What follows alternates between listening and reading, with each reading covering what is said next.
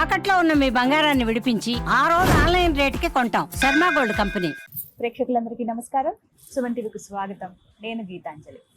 ఇవాళ మనతో పాటు ఉన్న అతిథి శృంగేరి మహాసంస్థానానికి సంబంధించి ఉభయ తెలుగు రాష్ట్రాలకు సంచాలకులుగా వ్యవహరిస్తున్నటువంటి బ్రహ్మశ్రీ పసర్లపాటి బంగారయ్య శర్మ గురువు గారు. వారితో మాట్లాడి మనకున్నటువంటి ధర్మ సందేహాలను నివృత్తి చేసుకున్నాను. గురుగారు నమస్కారం అండి. నమస్తే అమ్మా. గురుగారు, ముందుగా మీకు భోగి, సంక్రాంతి, కనుమ శుభాకాంక్షలు అండి. సుమన్ టీవీ ప్రేక్షకులకి, వీక్షకులకి, యాజమాన్యానికి, సిబ్బందికి అందరికీ మకర సంక్రాంతి శుభాకాంక్షలు. సంతోషం గురుగారు.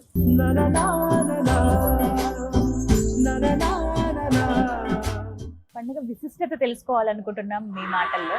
ఎప్పటి నుంచో జరుపుకుంటున్నదే అయినా దీనికి ప్రత్యేకంగా కొన్ని కారణాలు ఉంటాయి. అసలు ఎందుకు మనకి ఈ పండుగలు పెట్టారనేది కూడా ఒక విశిష్టత ఉంటుంది వాటికి.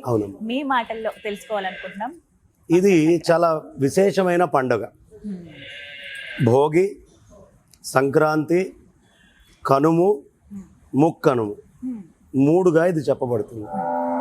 చాలా విశేషమైనటువంటి పండగ. భోగి అంటే పండగ ముందు రోజుని అట్ల భోగి, అట్ల తద్ది భోగి అంటారు అనమాట. భోగి అంటే రేపు పండగ అనగా ఇవాళ వచ్చే రోజుని భోగి. లేదు, సమస్తమైన భోగభాగ్యాల్ని ఇచ్చేటటువంటిది భోగి. ఉదయాన్నే అన్ని పీడల్ని మన ఒంట్లోంచి తీసేసి ఉదయాన్నే ఆ పాడైపోయినటువంటి చెత్త, చెక్క ముక్కలు అవి అన్నీ తీసుకొని వచ్చి పాత వస్తువులన్నింటినీ తగలబెట్టేసి ఇంటిని శుభ్రంగా ఉంచేటటువంటి భోగి. రేపు కొత్త కిరణాలు వస్తాయ్యా, పాత కిరణాలకి స్వస్తి చెప్పండి అంటే ఇప్పటిదాకా సూర్యుడి నుంచి వచ్చిన కిరణాలు, రేపు వచ్చే కిరణాలు వేరు. సో మీ తపస్సు యొక్క గేర్ మారిపోవాలి, పాతవి పక్కన పెట్టండి అని చెప్పడానికి. ఉదయాన్నే లేచి ఈ మంటలు వేసుకొని డప్పులు కొట్టుకుంటూ చక్కగా మంటల చుట్టూ తిరుగుతూ ఎక్కడెక్కడ చెత్త సామాన్లన్నీ తీసుకొచ్చి అందులో పడేయడము, తర్వాత పిల్లలకి భోగి పండ్లు పోయడము, ఇవన్నీ కూడా పీడల నుంచి దూరం అవుతుందన్నమాట. అన్ని పండ్లు, అన్ని నూగు ఉండలు, ఇప్పుడు ఏదో చాక్లెట్లు పెడుతున్నారు కానీ నూగు ఉండలు పెట్టాలి. ఓ చిల్లర పైసా బిళ్ళలు అవి పెట్టి పిల్లలకి శిరస్సు మీద నుంచి పోసి వీళ్ళ పీడలు మొత్తం దూరం అవ్వాలి గాక అంటే అక్కడ ఏం చెప్తున్నారు అంటే, నువ్వులు, రేగి పండ్ల లాంటివి ఏ సమయంలో అయినా ఆరోగ్యాన్ని ఇస్తాయమ్మా. రేగి పండ్ల లాంటివి, అదేవిధంగా ధనము, ఈ మూడు ఎప్పుడూ పిల్లలకి యోగ్యంగా సంసిద్ధం చేసుకొని ఉండండి. వచ్చిన డబ్బులు మొత్తము మీరే కాకుండా పిల్లల యొక్క బాగు కోసం కూడా కొంత ధారపోయండి, ధాన్యాన్ని కానీ దేన్నైనా అని చెప్పి దాన్ని సమాజంలో ఇచ్చేయడం జరుగుతుంది. ఇలా చక్కగా సమస్తమైనటువంటి పీడల నుంచి భోగి దూరం చేస్తుంది. భోగి పీడల నుంచి దూరం చేస్తే సంక్రమణం ఏం చేస్తుంది అంటే మిగతావన్నీ చాంద్రమానం ప్రకారం వస్తాయి. ఈ సంక్రాంతి, మకర సంక్రాంతి సౌరమానం. సూర్యుడు మకర రాశిలోకి ప్రవేశించడం వల్ల మనం తెలుగు వాళ్ళవన్నీ చాంద్రమానం ప్రకారం చేసుకుంటాం. కానీ మనం సౌరమానం చేసుకునేది ధనుర్మాసం ఒకటి, ఈ మకర మాసం ఒకటి, కొన్ని ఏకాదశులు, ఇవన్నీ కూడా సౌరమానాన్ని పుచ్చుకొని చేస్తాం. ఇందులో చాలా విశేషం ఏముంది అంటే, ఆకాశంలో గ్రహాల మార్పు ఎంతసేపు ఉన్నా భూమి మీదకు చూడటం కాదు, పిల్లలని పుట్టినప్పటి నుంచే, చిన్న వయసు నుంచే ఆకాశంలో గ్రహాలు ఉంటాయి, అవి తిరుగుతూ ఉంటాయి అనే గుర్తు చేయడం కోసం పతంగుల్ని ఎగిరేస్తారు. ఎగిరేసి నువ్వు పైకి ఎగిరేసినటువంటి పతంగి ఆకాశంలో వాయువుని బట్టి, ఇతరమైనటువంటి దాన్ని బట్టి ఒక్కొక్క ప్రదేశానికి వెళ్తూ ఉంటుంది. ఎంతసేపు కింద చూపే కాదు, పై చూపు కూడా మనిషికి అవసరమే అని చెప్పేట్టుగా చక్కగా అది చేస్తారు.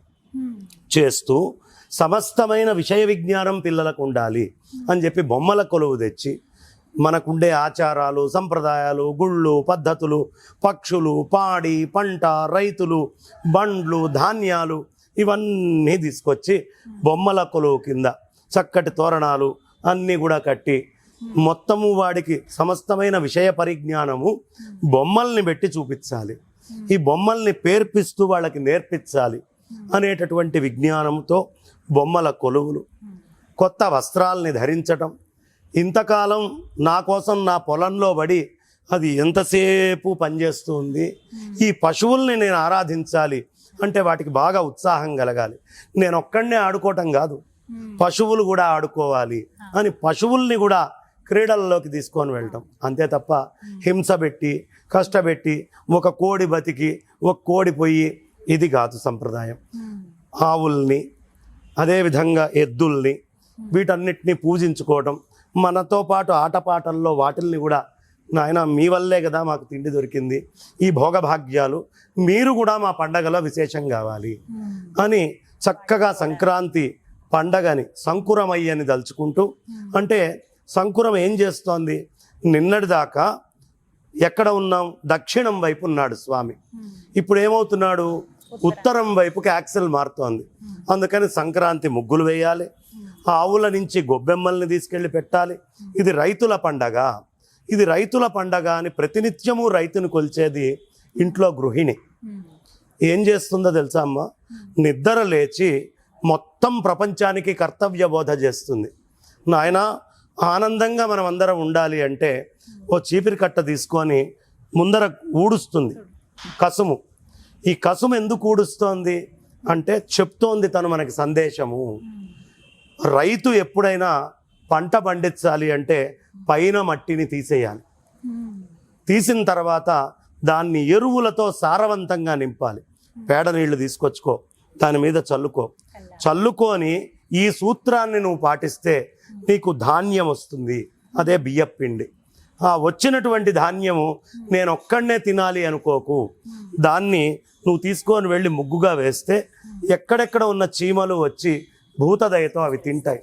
ఏం చెప్తోంది ఆ తల్లి పొద్దున్నే ఊడుస్తూ అంటే, భూమిని ఎప్పుడూ పై పొర శుభ్రం చేసుకోండి, ఎప్పుడూ సస్యం చేసుకోండి, వచ్చిన ధాన్యాన్ని నాకే పరిమితం అనుకోవద్దు, ముందు వీధిలో పెట్టాక కానీ ఇంట్లో తినాలి అనే ఆలోచనను పెట్టుకోవద్దు.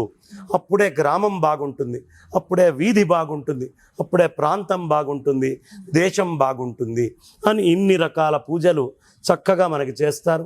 ఈ విధంగా ముగ్గులతోటి మొదలుపెట్టి పాయసాలు వండుకొని సూర్యనారాయణమూర్తిని చిన్న వయసు నుంచే పైన గ్రహించుకొని రైతులు ఇంటికి ధాన్యం వచ్చిన సంబరంలో నలుగురితో పంచుకుంటూ ఈ ధాన్యం వచ్చినటువంటి వేడుకగా అల్లుళ్ళని అమ్మాయిల్ని అందరినీ పిలుచుకొని పండగగా అట్టహాసంగా చేసుకుండేటటువంటి పండగ.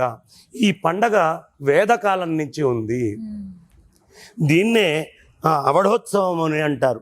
చక్కగా దాన్ని వృషభాన్ని తీసుకొచ్చి దానికి అచ్చు వేసి ఆంబోతుని బయటికి వదిలిపెట్టడం, అదేవిధంగా ఆవుల్ని పూజించుకొని పసుపు రాసి మరుసటి రోజున వాటికి మాట్టు పొంగలని పొంగల్ వాటి కోసం వండడం.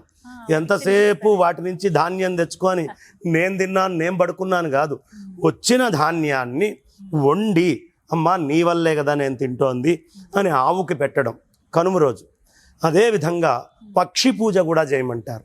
పక్షి పూజ ఎందుకు అంటే, మనం పొలం వేస్తాం, వేసినప్పుడు పక్షులు లోపలికి వస్తుంటాయి, వాటిల్ని బెదిరిస్తాం, అదిరిస్తాం, కొడతాం, రానీకుండా చేస్తాం. అది పాపమే కదా. ప్రపంచంలో నువ్వెలా ఆహారం కోసం తిరుగుతున్నావో అది ఆహారం కోసమే తిరుగుతోంది. దాని నోటికాడ ఆహారాన్ని కొట్టాం. ఎందుకు అంటే అది అప్పుడు రాకపోతే 1000 మందికి ఉపయోగపడుతుంది, అది వచ్చింది అంటే ఆ పక్షుల దాకా వచ్చి పంట పాడైపోతుంది. అందుకని నాయన ఆ రోజున నిన్ను బెదిరించాం, కానీ ఇక మీదట అది చెయ్యం అని వచ్చినటువంటి ధాన్యపు కుచ్చులని బయట గుమ్మాలకు కడతారు. మీ పక్షుల యొక్క రుణం కూడా మేము తీర్చుకుంటాం అంటే చూడమ్మా ఎంత భూతదయ. చీమలు, పక్షులు, పశువులు, బంధువులు, మిత్రులు, నాకు సంపద వస్తే అందరూ సుఖంగా ఉండాలి అని చెప్పేటటువంటి మహత్తరమైన పండగ ఈ సంక్రాంతి పండగ. ఈ సంక్రాంతి పండగకి ఒక విశేషం ఉంటుంది, ప్రకృతి కూడా పులకరిస్తుంది. మనం బెంగళూరు డిస్టిక్లో మైసూర్ వెళ్ళేటటువంటి ప్రాంతం దగ్గరికి వెళ్తే శివగంగ అని ఒక పర్వతం ఉంది. ఆ పర్వతము 4 వైపులా 4 రకాలుగా, ఓ దగ్గర లింగాకారం, ఓ దగ్గర శూలాకారం, ఓ పక్కన గణపతి, ఇంకో పక్కన నంది, ఇట్లా 4 వైపులా 4 కనిపిస్తుంది. ఈ మెట్లు ఎక్కి బాగా పైకెక్కిన తర్వాత అక్కడ ఒక పరమేశ్వరుడి శివలింగం ఉంటుంది, అక్కడ ఒక బావి ఉంటుంది. ఆ బావిలో ఏ సమయం అయితే సూర్యనారాయణమూర్తి మకరంలోకి ప్రవేశించాడు అని మనం పంచాంగంలో రాస్తామో, ఒక్క 40 ఔన్సుల నీరు ఆ బంగారపు తొట్టిలో ఊరుతాయి. అందులో నుంచి చెంబుడు 2 చెంబులు నీళ్లు తీస్తారు. తీసి సగం మైసూర్ రాజుకు పంపిస్తారు, సగం వచ్చినటువంటి జనాలకి చక్కగా తీర్థంగా ఇస్తారు. ఆ కొండ ఎంత విశేషమయ్యా అంటే లోపల ఉన్న శివలింగానికి ఎవరైనా సరే నెయ్యి తీసుకొని వెళ్ళి రాస్తే అది వెన్నపూస కింద మారుతుంది. ఈ రోజుకి ఎప్పుడైనా ప్రాసెస్డ్ వెనక్కి రావడం చూడం, కానీ ఈ రోజుకి మనం వెళ్ళి దీనికి భక్తక్కర్లా, నాస్తికుడు వెళ్ళి నెయ్యి తీసుకొని రాసినా అక్కడ నెయ్యి వెన్నపూసగా మారుతుంది. 1. 2, ఆ కొండకున్న మహాత్మ్యం ఏమిటి అంటే బాగా వర్షం పడ్డప్పుడు నీళ్లు లోపలకుంటాయి. ఎంత ఎండ వచ్చి బయట నీళ్లు ఎంత తగ్గిపోతే అంత ఆ బావిలో నీళ్లు పైకి వస్తాయి. ఈ కొండ అంతా చాలా విశేషమైనటువంటి కొండ, గంగ ఊరుతుంది అంటారు. కాబట్టి అలాంటి మహత్తరమైనటువంటి ప్రకృతిని కూడా పులకరింపజేసేటటువంటి పండగ ఈ మకర సంక్రాంతి పండగ. అలాగే ముక్కనుమ ఎందుకు జరుపుకుంటారు గురువుగారు? ముక్కనుము పక్షులను చూడు, పశువులను చూడు అని చెబుతూ ఇంటికి వచ్చినటువంటి అల్లుళ్ళు, ఇంటికి వచ్చే అమ్మాయి వాళ్ళ పిల్లలు వీళ్ళందరూ మన ఇంటికి వస్తారు కదా, బంధువులు వస్తారు కదా, వాళ్ళని పంపించకూడదు అని ముక్కనుము అని పెట్టారు. ఎందుకు పంపించకూడదు అంటే నిన్నటి రోజున ఉన్నట్టుండి యాక్సెల్ సూర్యనారాయణమూర్తి మార్చాడు, దక్షిణాయనం నుంచి ఉత్తరాయణం. బాడీలో చేంజెస్ వస్తాయి.